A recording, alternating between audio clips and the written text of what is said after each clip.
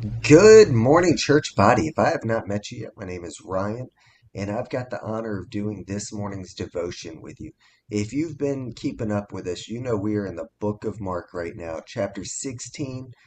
This is picking up after Jesus' resurrection, same day. He has already revealed himself to Mary Magdalene, as well as Mary, mother of James, and Salome. And after this, Mary immediately went to the disciples and told them the good news that Christ has risen.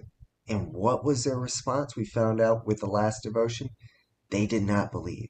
So we are picking up immediately after that in verses 12 and 13.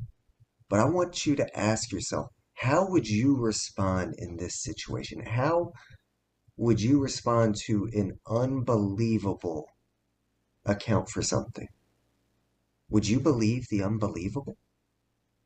So, with that, it says in verse 12, after that, he appeared in another form to two of them as they walked and went into the country. And they went and told it to the rest, but they did not believe them either. So, the two of them is referring to these individuals as disciples. We don't know who they are. We don't know anything other than they went into the country. So, what do?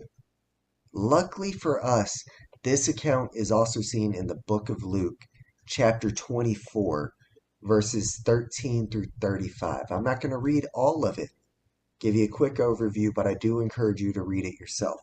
Here we find out that these two disciples were on the road to Emmaus, and Jesus walked up to them, overhearing them talk about what was going on, the recent events of Jesus' crucifixion, and the fact that the chief priests and the rulers delivered him to be condemned to death, and then they crucified him.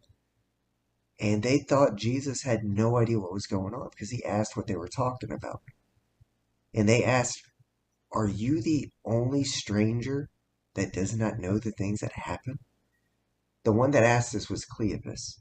And they believed that the individual that was with him was likely his wife.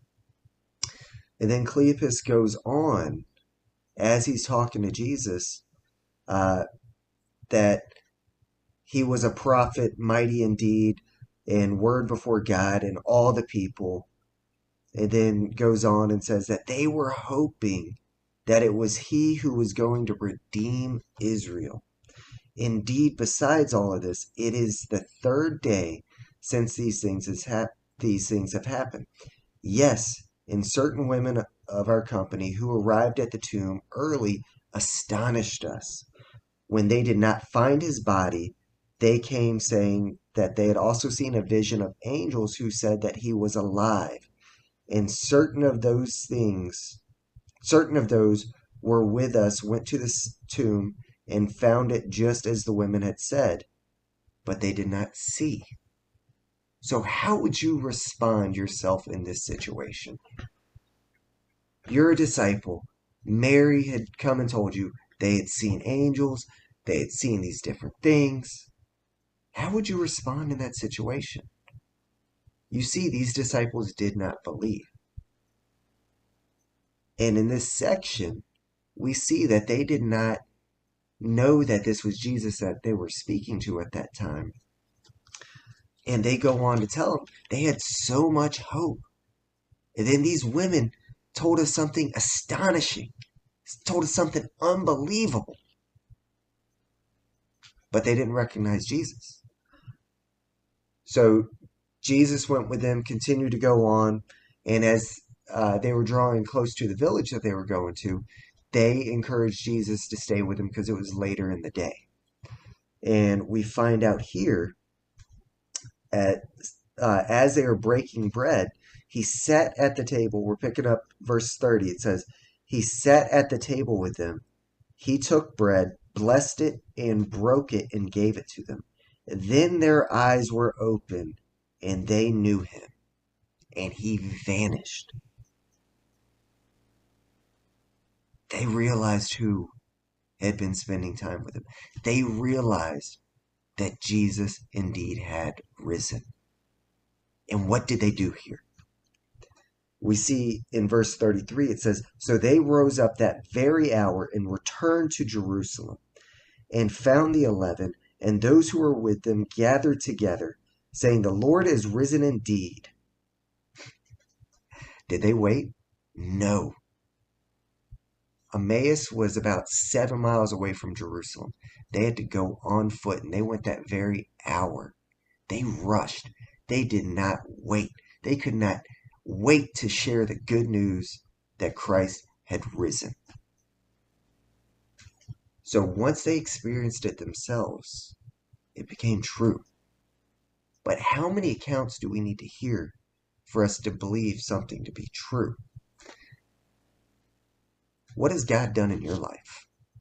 Has He revealed Himself in such a mighty way that you've just been blown away? I know He has in my life. So reading this and knowing what He has told me at different times, and specifically beginning in 2020, He told me I had no more excuses. But how did I respond? I had to start sharing Jesus with everyone I talked to.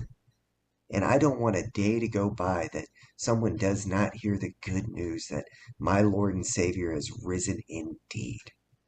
And that is my heart for you guys today, is believe the unbelievable. Believe Jesus is who He said He was, and have a personal relationship with Him, and tell people what He has done in your life and that hope that we've got in Him. Don't let anything distract you from it. And guys, I want this to bless and challenge you today. And I hope it had, and I hope you have a blessed one.